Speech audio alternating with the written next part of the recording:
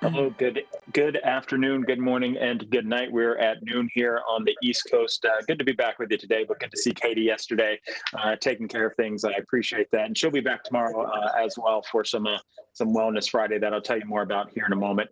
Today, we've got a special guest joining us, Nicki Palmer, who's our Chief Product Development Officer for the company. We're going to learn a lot about things that she and her team are working on and something new that they are introducing to us right now. So, without further ado, Nikki, how are you? Hey, Jeremy, I am fantastic. Thanks for asking, and hello to all the Verizon employees out there. It's great to be with you virtually.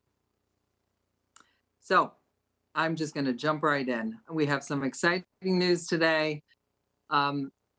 We so appreciate having you, Jeremy, and Hans and Christy on every day, where we can learn about what's new and what's happening and be kept up to speed. And we just thought, with all of these new ideas coming in through various channels, that it would be a great opportunity to have all of our Verizon employees do something innovative and forward-looking. Not, so we don't just resume BAU, but we emerge as a stronger company, stronger for our employees, stronger for our customers, big and little, and stronger for society as well. And you know what? Innovation and ideation have always been a part of our overall Verizon culture. We don't just sit on the sidelines. We don't wait for the future. We build it. We mobilize around these opportunities to proactively shape the future and accelerate it. So that's what we're here to talk about today. Our 5G lab, with a lot of partnership around the business, all the businesses, business units, in fact, are launching today an idea challenge, and it's going to be called Build the Future Challenge. It's going to give all employees globally, through all the business units, an opportunity to make a positive impact with their ideas as we are still in the midst of this pandemic and as we emerge as well. So this is a voluntary opportunity, a voluntary challenge for our employees that can really have an impact on the business. So we are looking for ideas for products and services, ideas to innovate on existing services, ideas to make our internal operations stronger or more efficient, as well as ideas for greater societal impact. And you don't have to look very far to know that society needs Verizon, and our employees are on the front lines. And just like in the past, the ideas that they come up with are just fantastic, and we're ready to capture those and bring them to life. So a few more details. Starts today. It's called the Build the Future Challenge, and it'll run for about 2 weeks. So the last day will be May 22nd, and there are details on the Verizon webpage. If you're in Verizon Media, look to the street, but you will see guides on how to get started, FAQs that will answer your questions, and forms to submit your winning idea. So there's also some really cool like thought starters in there. Things like, how might we ... make education more effective for distance learning, make our internal operation more efficient as we visit customers on-prem. I mean, you name it. So if you want to participate, but you're just not even sure where to start, you can go there and look at all the background material and the thought starters, because there's a bunch, and they came from VCG, VMG, VBG, all across the board, GN&T. So there's different ways that you can participate. You could do it individually. You could do it in groups, up to 5 people. And if you submit an idea, there's going to be some fun recognition. You will receive a participation badge on your VZ Web profile if you submit an idea. So I hope to see a lot of those being lit up here over the next 2 weeks. And you'll have even more exciting recognition if you become one of our finalists. So in early June, we will recognize the top 10-ish ideas, and there will be some extra recognition with that, including being able to present your idea, again, individually or as a small group, to senior leadership. And then from that, we will create probably about 3 winners. I'm leaving that a little bit open because I want to see these ideas as they come in. But we're thinking 3 winners, and each of those 3 will have the opportunity to have their ideas actually prototyped and turned into a product. So we have our very own product developers and technologists, as well as points, again, a broad team across the business that is ready to step in and listen to those ideas and develop those ideas with you. So we're super excited about that. The three that win, not only will they get the chance to have their ideas become real products and services, but they will also get to donate with Verizon $10,000 a piece for each of the three to a charity of their cause. We just thought that that is the best way to design this challenge because, the Verizon has been such a giving company throughout all this. And we know that individuals want to continue along those lines and help where we can. So listen, we've got over 130,000 employees. If only 10% of you submit an idea, we will have more ideas submitted than all of the challenges that we have done over the past 2 years. And just to remind you, we have done, you probably remember the Built on 5G challenge. But do you remember we did a robotics challenge? We did an NFL gaming challenge. We did an ed tech challenge. We did a storytelling challenge. We did a first responders challenge. And I'm sure I'm forgetting a few, but challenges are one way to innovate. It's not the only way, but I'm really proud of this team because innovative companies do this on a regular basis. It becomes a muscle. And I can tell you in the last 2 weeks, this team just came together and, came up with this challenge idea and, rapidly innovating and bringing those ideas through to fruition is something that we do well, and we just want to do more of. So let me stop there. Build the Future Challenge. We're really excited about it, and I'm happy to take your questions as we go forward, Jeremy. Thank you. Awesome, Nicki. Thanks for joining. And you talk about innovation. I think of some of the work your team on the product side that they've done with 3D mask and printing that we'll come back to here in a moment, along with some of these other questions that are coming in about the challenge. So if you have any questions, you can send them to us at live@verizon.com is the email address. And we got some other good stuff here. Before we get into Q&A, though, we talk so much about innovation and finding new ways to do the work we do. We're offering some help from above right now. Skyward helps companies find new ways to use drones during this pandemic. Take a look and see what they're doing.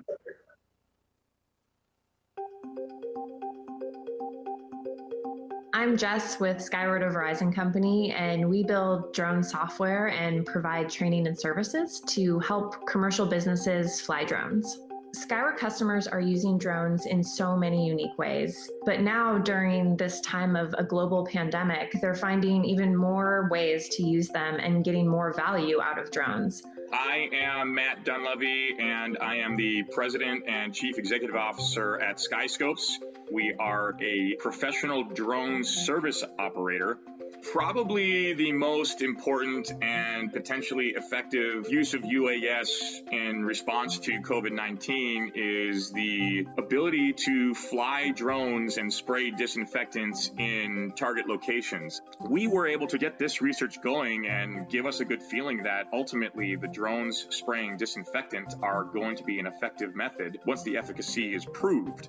Another use case that we are using UAS for is to test the different airframes and flight profiles for delivery, not just delivery of food and basic necessities to people who might be sheltering in place, but also we can use unmanned aircraft to deliver medical supplies to relevant local health personnel from distribution points or even to hospitals. We feel that right now we're making great progress to demonstrate that. And in no small part because of our partnerships with Skyward. I am Ryan Hitty. I'm an innovation specialist at Brasfield & Gorey. We're a general contractor based in Birmingham, Alabama. The construction industry has been affected by COVID because many of the job site activities that pre-COVID were allowed, job site walkthroughs with the owners or stakeholders, they have since been postponed. Brasfield & Gorey has been using drones for quite some time now on our job sites, but it wasn't until the COVID crisis that we really realized the value that they provide our project teams. We've been able to keep our job sites documented and all the stakeholders involved with 2D maps, 3D models, and we've actually done a job walk with a drone tracking us as we walk through the job site so that the project team can get right in there with us and be on the site no matter where they were. I think our clients have really seen the value that the drones have brought to this situation as it's evolved. A lot of them have gotten excited about the thought of having a virtual walkthrough or a live stream drone event of the site. They've seen the potential and the impact this has had on keeping the job sustained and going regardless of who's on site and who's not. What really inspires us about the work that our customers are doing with drones, and especially during this crisis, is they're not pausing, they're not waiting. They are using this technology to help their communities, and the work that they're doing is so, so important. And the fact that we're able to be just a small part of helping them to deploy drones and take advantage of this technology is really inspiring to us. That is great to see how Skyward is helping other companies come up with that, and how we're all supporting that right now. So I want to jump into some Q&A now, Nicki, for you. You talked about the 5G labs. People obviously always so interested in the work that's going on there. What's the team doing these days, and how are they staying focused on bringing those use cases to life?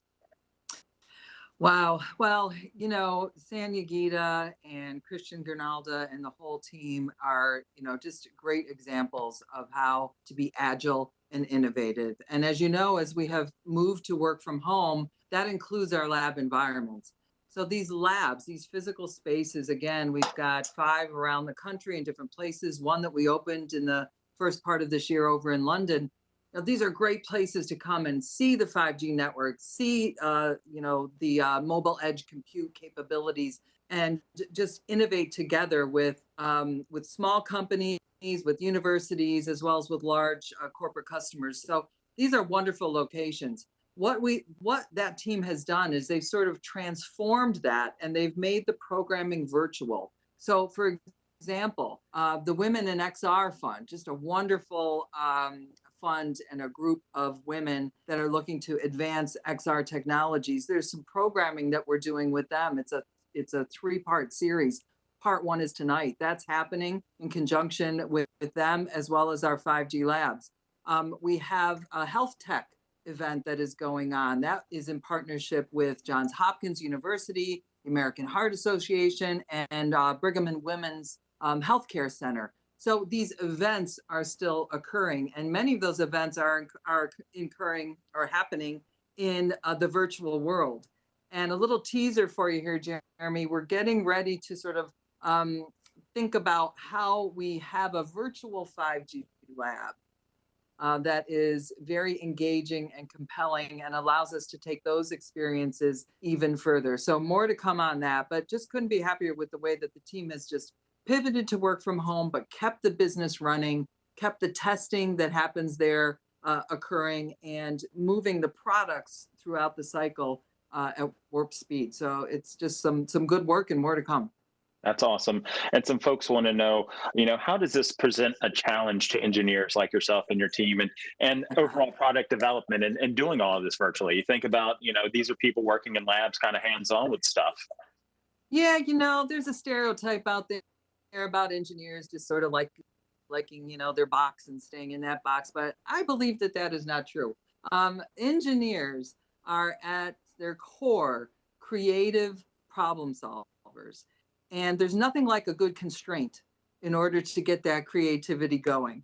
So, listen, I think engineers and technologists in this environment will actually thrive, and I'm seeing signs of that already. So the creativity that is coming out of not just our technology and product development team, but across the board is just amazing. I mean, you think, some of what's happening here, Jeremy, is even causing us to be even better and relook our own procedures. I feel we're pretty agile and innovative. We have a good way to ideate. Again, the Build the Future Challenge is another example of that. But we ideate, we work with our partners, we understand customers, we have deep assets and technology capabilities. We move those things to proof of concept, then we test them and move them out into products and services. So we've got a way to do that. What this has done, and this rapid change in the environment that we're all living in, some of the concepts that we're testing, guess what? They just proved out like that. Other ones, we said, well, I guess that doesn't work. So, it's just an interesting way, I think, to accelerate product development and causes us to think about, how can we even do this faster? How can we get solutions into the customer's hands much more quickly than we do today? Because guess what? It's already been happening. I'll give you one example. The small company we've been working with called Bookfill. It's a great company that changes content for 10-year-olds and below, online book content, into augmented reality characters and stories. We've been working with them and figuring out a way to sort of package it up and bring that to market. Well, guess what? This thing hit, boom, it's already out there. And our product managers, put together a way to do this so quickly to get consumers content that they need. That example is just one happening again and again and again. So I think, with so much devastation going on around us, so many people literally putting their lives on the line every single day, I'd love to see the creativity of the Verizon team, putting all that they've got into nothing short of making the world better for these people and others. Yeah, that is incredible work. And you talk about some real life use cases there, developing, almost on the fly. That is incredible stuff that you and the team are doing. Like I mentioned earlier, the 3D mask, I think that was another great use of resources there. Another question about the challenge has come in. It looks like Kyle, who is one of our future interns, already getting a jump on getting his name out there and networking. Awesome. Will that challenge be around for interns when they join us virtually later this year? Or this summer, rather. Yeah, we are doing this challenge for 2 weeks. So the challenge will end on May 22nd. But, I'm just going to go out on a limb here. And I think we'll do something special with the interns, because that's a unique set of creativity that's coming into our business. And I could not be more proud that Verizon is standing up and bringing interns in the face of this global pandemic. I sit on, some, public charitable boards and work with other companies in this space, putting forth STEM education. I could tell you there's not many that are keeping their internships. And I am very proud that Verizon will be an example in this. So we'll do something special with the interns, Jeremy, I promise you. Awesome. I know they're always a ready and willing bunch to really take on some new challenges there. Nicki, I would not be able to get this done today if I don't mention Mother's Day is coming up this weekend. So happy early Mother's Day to you. What are you doing with your family? I don't want to ruin any surprises, but for you and your family, how are you celebrating Mom? Well, I tell you what, I am one of the lucky ones. I have a college age student, a high school age student, and a grade school student. They're all home together. So, one of the silver linings, at least for me, is extended time with my family. So my little one is the project planner. And Sunday we have a day full of trampoline, badminton, brunch, croquet, just some, fun outdoor activities. I hope the weather will be good enough for it all, but family time for me is wonderful, and I'll spend some time video conferencing with my mother as well, who like many of us, we worry about our elderly parents, and I'm looking forward to spending some time with her as well on the phone. Oh, that is awesome. Nicki, thanks so much. Have a great Mother's Day, and I appreciate you joining. More to come on the Build the Future Challenge. All of those resources available on VZ Web and the street. So, Nicki, thank you for that. Now, before we wrap up today, do want to cover a couple of other things that are going on here. We just announced a $1 million donation to the New Jersey Pandemic Relief Fund. That now puts us at over $55 million in contributions and donations to nonprofits around the globe.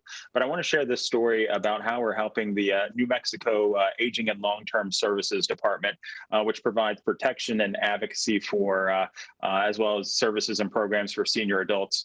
I want to share this thanks that they share with us for the work that our team is doing.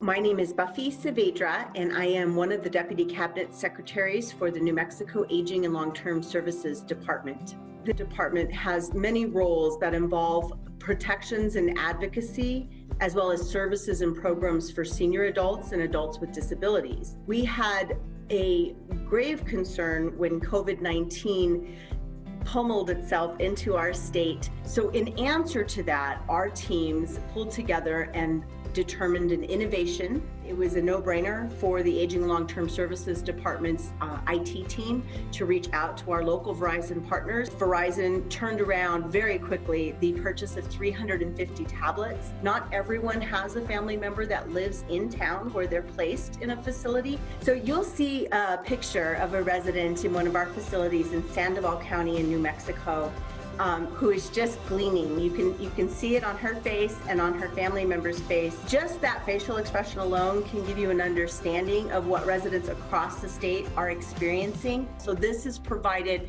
the connection of life and livelihood to so many people across our state. So we want to thank Verizon for being our partner, and we really appreciate the collaboration with our facilities. It takes a village to literally make things happen. So we're really excited for the future.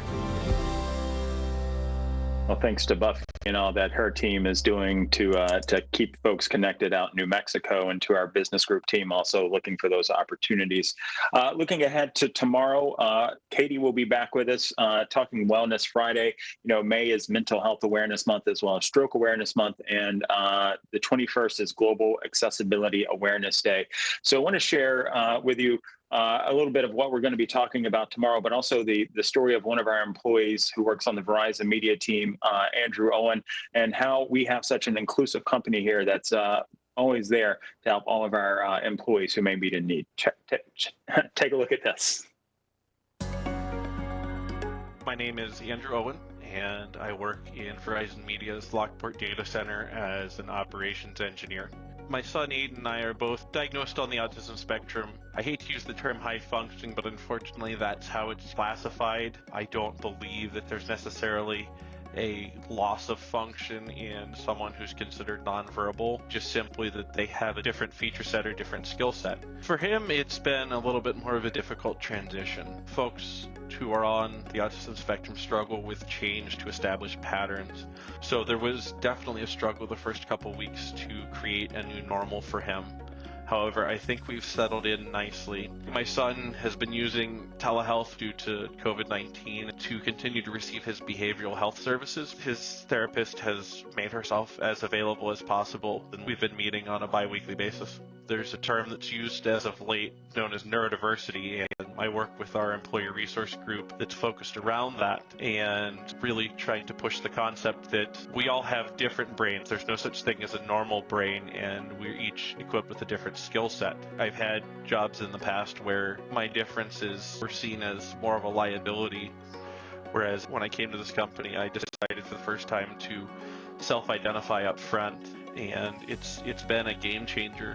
I think that Verizon is ahead of some of the other companies that I've seen, but at the same time, I realize that we still have a long way to go. Stigma is still very much a part of our world today. It's something that still comes up on a periodic basis. It's amazing to see the difference in scale that we run at, the way we are able to work with our employees and accommodate situations, and the added scope of outreach we can have for our communities. Andrew, thanks so much for sharing your story, and so many of our employee resource groups, the work they're doing right now. We will talk more about that tomorrow when Katie joins us. So I want to wrap up for today. We'll be back with you again tomorrow at noon. But before we do that, it's our second wedding of the week that we can feature here on Up to Speed Live. Chris, let's go ahead and take that video. These folks on our team, Harry Laplanche and his fiance Antonia, they were scheduled to get married in Fiji, but due to COVID, those plans changed. Rather than let the date go, they got dressed up to drop off their marriage certificate in Denver, Colorado. Drones providing us this video again. Another coworker captured that and live streamed it back to their families on the East Coast. Congratulations to those two. Very good to see that people are still finding those moments of life and love through all this. And another moment I'm looking forward to tonight. Look at there they are again. Tonight, Zach Brown and some of the band members will join us for Pay It Forward Live. Stay home, kick back, and treat yourself to a live performance in support of small business happening on Pay It Forward Live tonight at 8 p.m. Eastern, 5 p.m. Pacific on the Verizon Twitter Facebook, YouTube, Flash Channel 501, and Yahoo. I'm definitely looking forward to that one. Like I said, we'll be back with you tomorrow, Hans and Christy and Katie and some of our ERGs. Have a great afternoon. And until next time, you're up to speed.